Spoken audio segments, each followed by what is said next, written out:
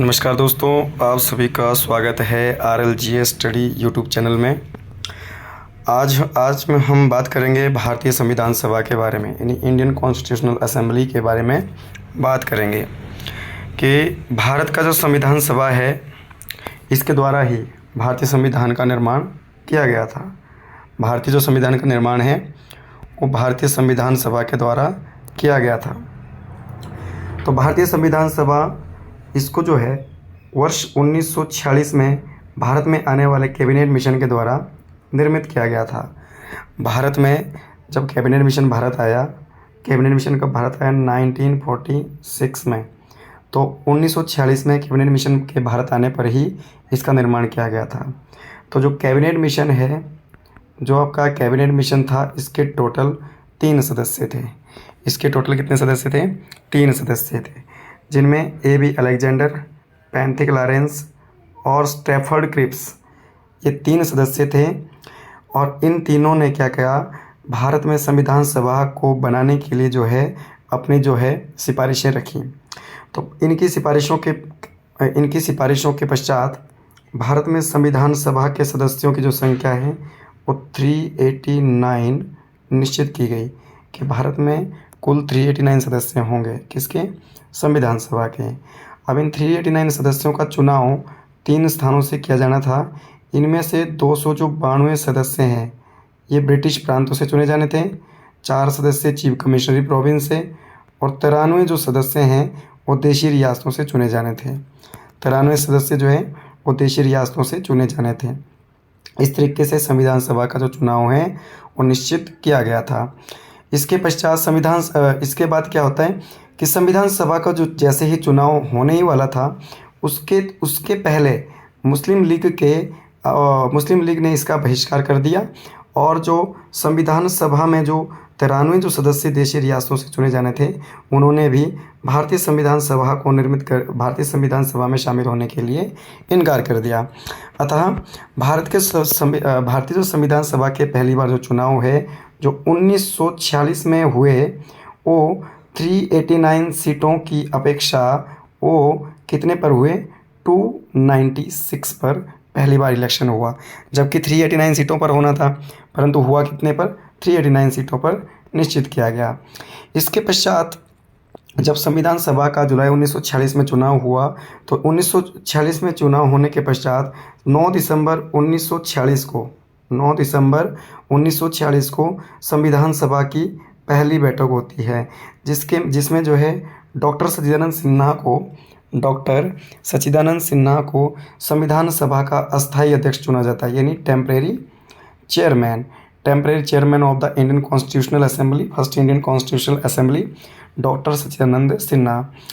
और इसके पश्चात 11 दिसंबर 1946 को संविधान सभा की दूसरी बैठक होती है, और डॉक्टर जो राजेंद्र प्रसाद को संविधान सभा के परमानेंट चेयरमैन चुने जाते हैं।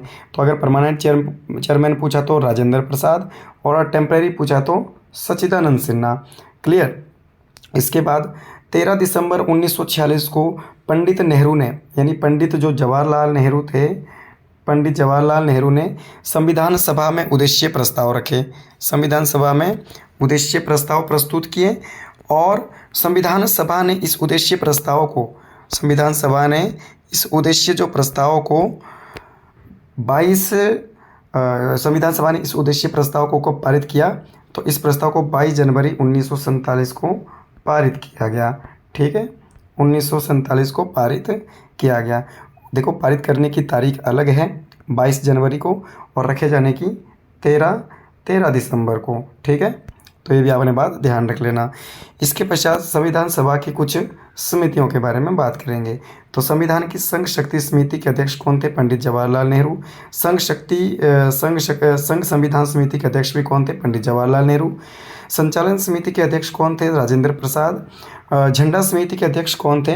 Doctor J B Kripalani.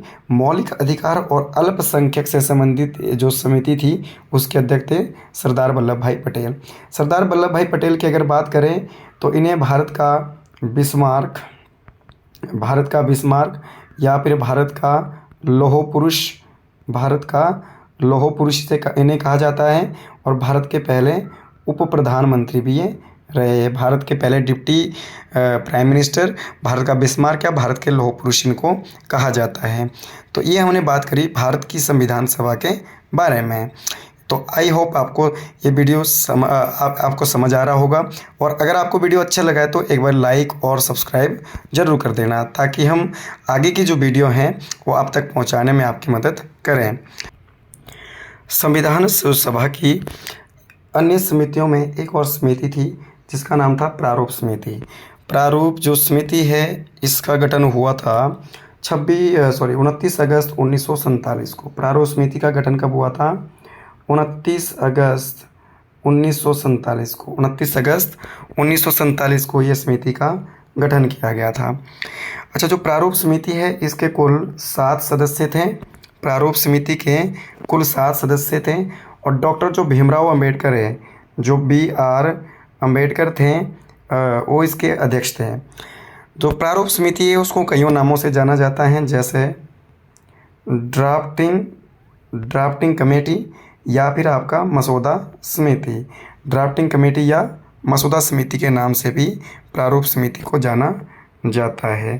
तो इस तरीके से जो प्रारूप समिति है, प्रारूप समिति का मुख्य कार्य था संविधान के प्रारूप को तैयार करना या संविधान के डुप्लीकेट स्ट्रक्चर को तैयार करना।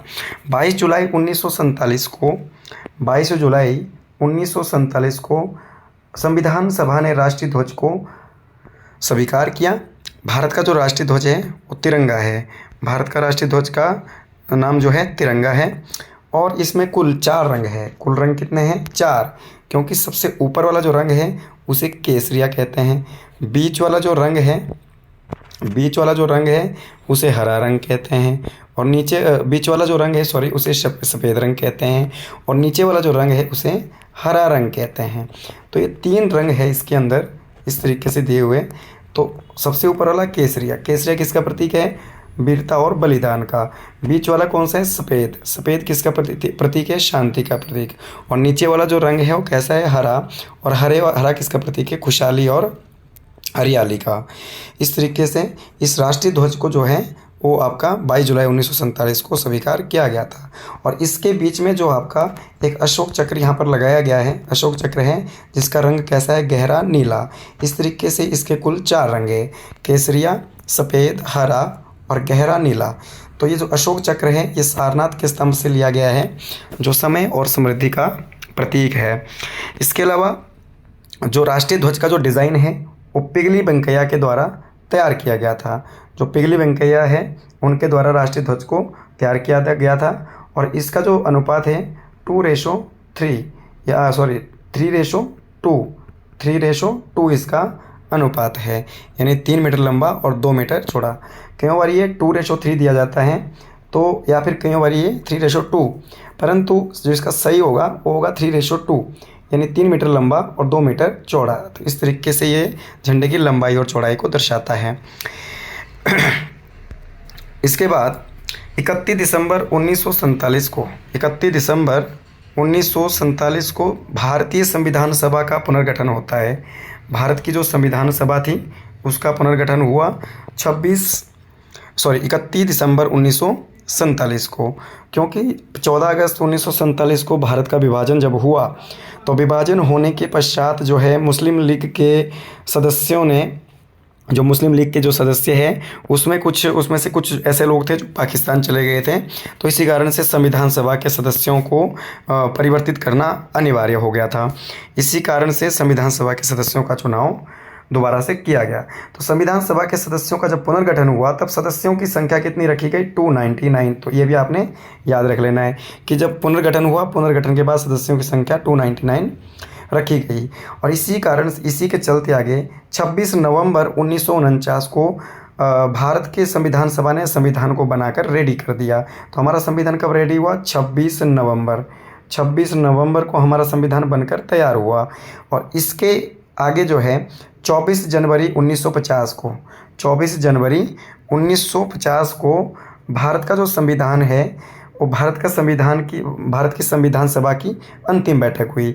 यानी जो 24 जनवरी 1950 को भारतीय संविधान सभा की लास्ट बैठक होती है, और लास्ट बैठक जब होती है तो उस समय संविधान सभा में कुल 284 लोगों ने भाग लिया।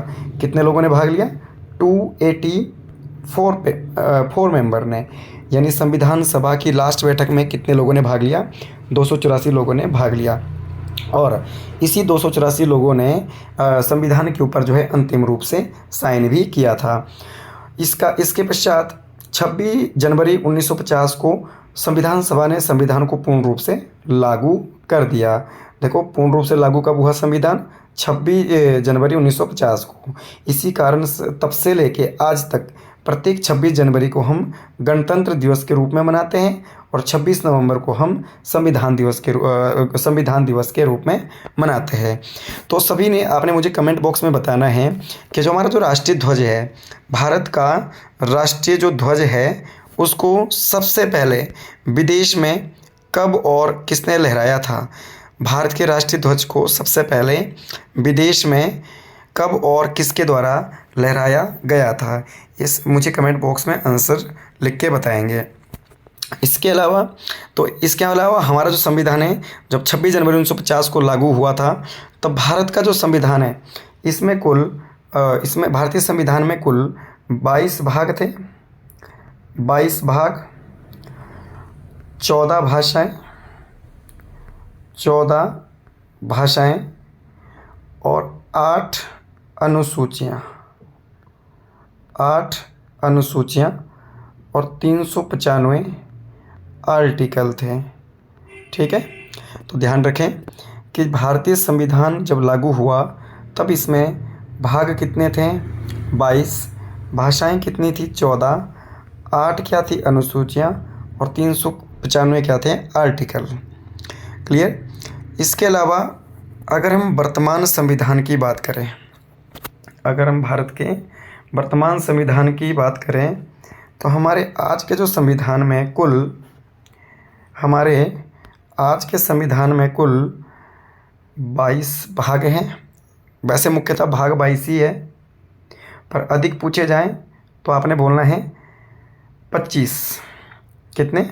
25। वैसे मुख्यतः 22 ही है, पर अधिक से अधिक पूछे जाएं तो कितने भाग हैं? 25। जैसे 9, जैसे 1 2 3 4 5 6 7 8 9, फिर 9 का 1 10 11 12, और फिर आपका जो है इस तरीके से आगे चलते गए, तो आपके लगे टोटल जो अधिक से अधिक कितने? 25।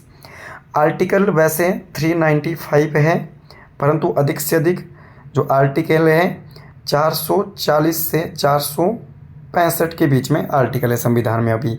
ठीक है, अधिक से अधिक आर्टिकल पूछा तो 440 से लेके 465 के बीच में आर्टिकल है। वैसे मुख्यतः 395 है। भाषाएं, अगर भाषा की बात करें तो भाषाएं अभी 22 भाषाओं को मान्यता है, जो संविधान की 8वीं अनुसूची में शामिल है। इसके अलावा अगर अनुसूचियों की बात करें, यानी जो शेड्यूल है, ये संविधान में अभी 8 से बढ़कर कितनी हो गई है? 12 हो गई है। जबकि पहले संविधान में कितनी अनुसूचियाँ थीं? 8 थी, अभी कितनी हो गई है? 12 हो गई है। और अगर सूचियों की बात करें, यानी लिस्ट की बात करें, तो टोटल कितनी है? 3 है। लिस्ट कितनी है? 3, अनुसूचियाँ 12, भाषाएं अभी वर्तमान में 22 हैं। अधिकतर जो आर्टिकल है 450 से लेके 465 के बीच में, और मुख्यतः 395 है। और पार्ट जो है संविधान में वो कुल 22 है, और अधिकतर पूछे जाएँ तो 25 है। तो इस तरीके से जो भारतीय संविधान है वो दुनिया का सबसे विस्तृत जो है संविधान है। दुनिया का सबसे बड़ा लिखित जो संविधान है वो भारत का संविधान है। ठीक है, और भारत का जो संविधान है वो ना तो अधिक कठोर और ना ही मिश्रण है। तो भारत का संविधान जो है ना तो कठोर है और ना ही लचीला है।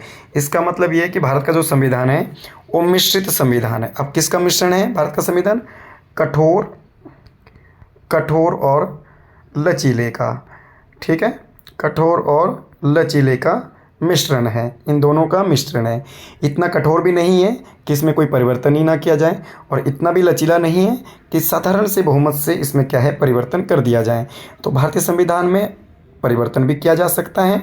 ठीक है, और इतना कठोर भी नहीं है कि इसे बदला ही नहीं जा सके। तो इस तरीके से भारत का संविधान इन दोनों का क्या है? मिश्रण है। क्लियर? और भारत का जो संविधान है वो आपका लिखित संविधान। तो आज हमने बात करी भारतीय संविधान सभा और भारतीय संविधान के बारे में। अगली हम वीडियो में बात करेंगे पॉलिटिकल साइंस के अन्य टॉपिक्स जैसे संविधान की प्रस्तावना, संविधान के विदेशी स्रोत, मौलिक अधिकार, नीति निर्देशक सिद्धांत, संसद यानी आपका लोकसभा, राज्यसभा, प्रेसिडेंट, इन सभी टॉपिक्स के बारे में एक के बाद एक बात करेंगे। परंतु उनको पढ़ने से पहले आप चैनल को सब्सक्राइब करिए, शेयर करिए, लाइक करिए और आपका जो है इसको कमेंट भी करिए, ताकि आपकी जो समस्याओं के बारे में हम यहाँ पर डिस्कशन कर सकें कि आपकी क्या समस्याएं हैं, आपके क्या डाउट्स हैं, और आपके डाउट्स को जो है अपने डाउट्स को कमेंट बॉक्स में लिखकर ज़रूर बताएं कि आपके जो कहाँ डाउट है, और ताकि उन डाउट को क्लियर करने की कोशिश यहाँ पे की जा सके। तो आई होप आपको वीडियो अच्छी लगी होगी, और अगर वीडियो अच्छी लगी तो एक बार फिर अगेन से आपका जो है हमारे चैनल को लाइक करिए, सब्सक्राइब करिए और शेयर करिए। Thank you so much.